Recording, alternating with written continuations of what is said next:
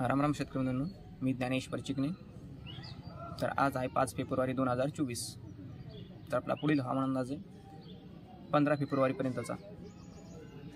तर पहा, सध्या वातावरण क्लिअर आहे. फक्त ढगाळ वातावरण जे आहे ते लातूरच्या काही पूर्व भागामध्ये लातूर असेल, लातूर, धाराशिव, नांदेड आणि यवतमाळ, वाशिम, भंडारा, गोंदिया, चंद्रपूर इथे थोडे वातावरण म्हणजे पूर्व भागामध्ये तिथे ढगाळ वातावरण म्हणजे अंशतः ढग दिसून येत आहे तिथे.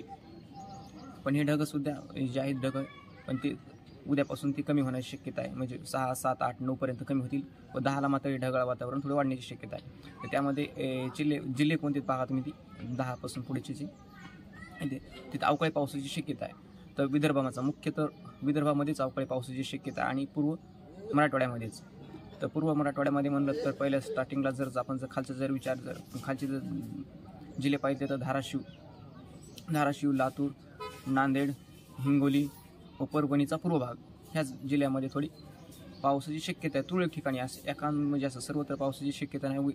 ह्या जिल्ह्यातून तुरळक ठिकाणीच पावसाची शक्यता आहे. 1-2 ठिकाणीच अशी जास्त पावसाची शक्यता नाही. तर विदर्भामध्ये भंडारा, गोंदिया, चंद्रपूर, नागपूर, गडचिरोली ह्या जिल्ह्यामध्ये आकाश ढगाळ वातावरण, जास्त ढगाळ वातावरण राहील. जवळपास 70-80% ढगाळ वातावरणाची शक्यता आहे.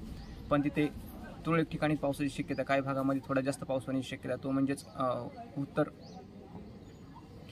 उत्तर भाग, दक्षिण म्हणजे उत्तर विदर्भाचा उत्तर भाग, त्यामध्ये नागपूर, गोंदिया, भंडारा आणि अमरावती, तसेच अकोला, बुलढाणा ह्या जिल्ह्यामध्ये थोडी जास्त ढगाळ वातावरण, तिथे थोडी पावसाची शक्यता आहे.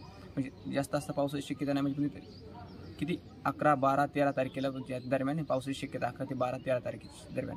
तर उर्वरित म्हणजे पुढचा महाराष्ट्र जे आहे तेच म्हणजे नाशिक विभागामध्ये मात्र हवामान मात्र मुख्यतः कोरडे राहण्याची शक्यता आहे. तसेच पुणे विभागामध्ये सुद्धा पावसाची शक्यता नाही.